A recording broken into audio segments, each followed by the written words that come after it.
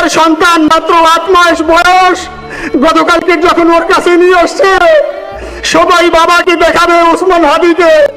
আমি বললাম কি লাভ হবে, ও তো কোনোদিন ওর বাবার চেহারা কথা বলতে পারবে না, ওর ছেলে আর কোনোদিন জানবে না যে আমার বাবা কেমন ছিল। আমার ভাই ওসমান হাদি শহীদ হয়েছে, ওর শহীদি তামান্না ছিল। আপনারা ওর বক্তব্য শুনেছেন, আপনারা শহীদ ওসমান হাদির টক শো শুনেছেন। ও সব সময় শহীদি তামান্না করত, হয়তো আল্লাহ তাআলা ওর শহীদি সেই মওত নসিব করে দিয়েছেন। কিন্তু আপনাদের কাছে আমি এই ঋণ কোনদিন আমি ছাড়ব না। আমার ভাই শরীফ ওসমান হাদির বিচার যেন প্রকাশ্যে এই বাংলার জমিনে আমরা দেখতে পারি।